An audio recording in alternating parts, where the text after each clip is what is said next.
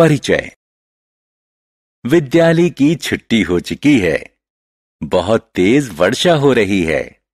राजू छाता निकालकर खोल लेता है और अपने घर की तरफ चल देता है। अचानक हवा का तेज झोंका आता है और उसका छाता उड़ा ले जाता है। वह पूरी तरह भीग गया है। वह वायु की शक्ति के बारे में चकित होते हुए घर वापस आ जाता है। इस पाठ में हम वायु के बारे में विस्तार से चर्चा करेंगे।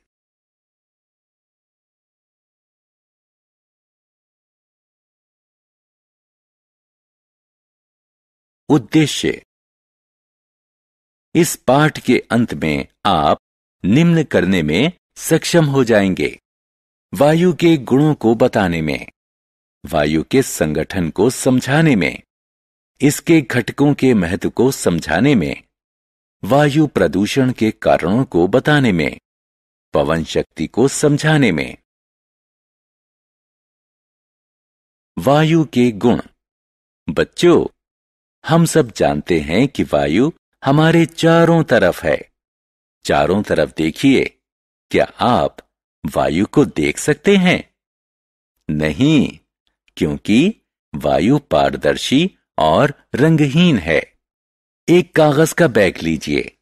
इसमें वायु भरकर इसके मुंह को बंद कर दीजिए। क्या यह फूला हुआ दिख रहा है? अब बैग में एक छेद कीजिए। क्या हुआ? बैग का आकार सिकुड़ जाता है और अंततः यह चपटा हो जाता है। ऐसा इसलिए हुआ क्योंकि बैग के अंदर जो वायु थी वो छेद से निकल गई। इस क्रिया से पता चलता है कि वायु स्थान घेरती है। एक गुब्बारा लीजिए और उसका वजन कीजिए। इसमें वायु भरिए और इसका मुंह बंद कर दीजिए। अब फिर से गुब्बारे का वजन कीजिए। क्या दोनों भारों में कोई अंतर है? इस क्रिया से प्रमाणित होता है कि वायु में भार होता है। वायु के गुण। अलग अलग स्वरूप और आकार के 3 गुब्बारे लीजिए। तीनों में वायु भरिए। हवा भरे गुब्बारे क्या एक दूसरे से भिन्न नजर आ रहे हैं? क्योंकि उनका मूल स्वरूप और आकार भिन्न भिन्न था। वायु का कोई निश्चित स्वरूप या आकार नहीं होता। यह उसी पात्र का स्वरूप ग्रहण कर लेती है जिसमें रखी जाती है।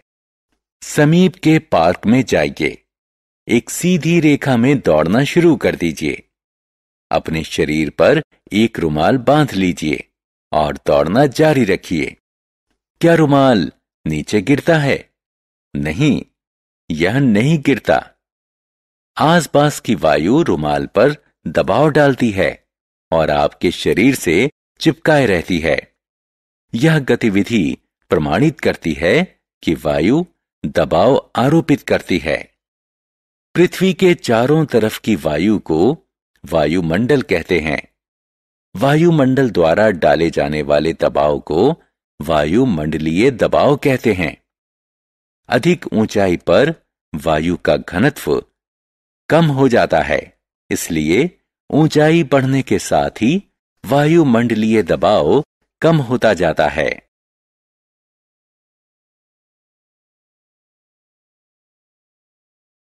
वायु के अवयव। वायु गैसों का मिश्रण है। हवा में मुख्यतः 3 गैसें उपस्थित होती हैं: नाइट्रोजन N2, ऑक्सीजन O2 और कार्बन डाइऑक्साइड CO2। वायु में नाइट्रोजन 78%, ऑक्सीजन 21% और कार्बन डाइऑक्साइड 0.04% होती है। इन 3 गैसों के अतिरिक्त वायु में जलवाष्प, धूल के कण और कुछ दूसरी गैसें भी होती हैं जिन्हें नोबल गैस कहते हैं। क्योंकि नोबल गैसें नगण्य मात्रा में पाई जाती हैं, इसलिए उन्हें विरल गैसें भी कहते हैं। वायु के घटकों का महत्व। वायु का प्रत्येक घटक महत्वपूर्ण है। और निर्वाह के लिए इसकी एक भूमिका होती है। ऑक्सीजन श्वसन के लिए आवश्यक होती है और इसलिए ये सभी प्राणियों के अस्तित्व के लिए जरूरी होती है। यह दहन में सहायता करती है और जलने की प्रक्रिया में इसकी आवश्यकता होती है। नाइट्रोजन प्रोटीन में उपस्थित होती है, जो सभी सजीवों के लिए जरूरी होता है। यह पादपों को प्रोटीन निर्माण में सहायता करता है। यह दहन में सहायता नहीं करती। कार्बन डाइऑक्साइड प्रकाश संश्लेषण में सहायता करती है। यह पादपों को कीड़ों से खराब होने से बचाती है, क्योंकि यह जल में घुल जाती है। इसलिए सॉफ्ट ड्रिंक्स बनाने में इसका प्रयोग होता है। अग्निशामकों में कार्बन डाइऑक्साइड का प्रयोग होता है। जल वाष्प जल चक्र में एक महत्वपूर्ण भूमिका निभाते हैं। यह सूर्य से विकिरित होने वाली इंफ्रारेड किरणों से पृथ्वी की रक्षा करके पृथ्वी के तापमान को संतुलित रखता है।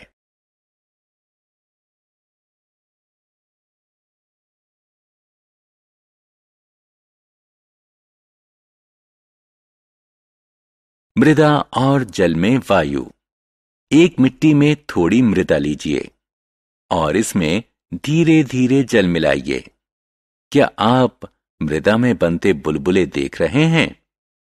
बुलबुले बनने का क्या कारण है? मृदा के कणों के बीच वायु रहती है। जब जल को मृदा में मिलाते हैं तो वायु जल का स्थान लेती है, जिसके परिणाम स्वरूप बुलबुले बनते हैं। मृदा में उपस्थित वायु पादपों के विकास को बढ़ावा देती है। वायु जल में भी उपस्थित रहती है। यह मछली और दूसरे जल में रहने वाले प्राणियों के निर्वहन में सहायता करती है।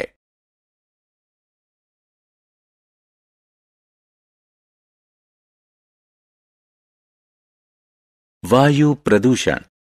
सैम राष्ट्रीय विज्ञान केंद्र जाने के लिए रास्ते में है।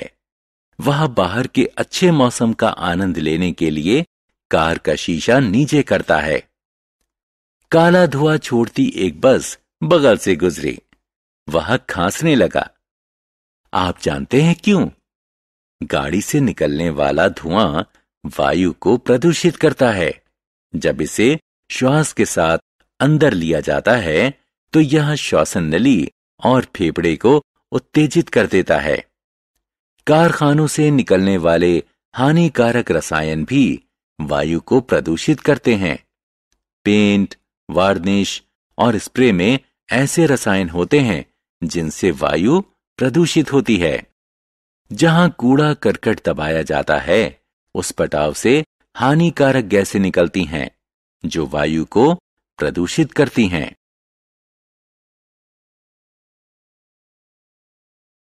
पवन शक्ति। गतिशील वायु को पवन कहते हैं। पवन बादलों को चलाते हैं और पृथ्वी पर समान रूप से विस्तृत वर्षा कराते हैं। पवन शक्ति का प्रयोग विद्युत उत्पादन, बैटरी को चार्ज करने, जल निकासी, कृषि की सिंचाई इत्यादि में होता है। पवन शक्ति के प्रयोग का सबसे बड़ा लाभ है कि पवन अक्षय है।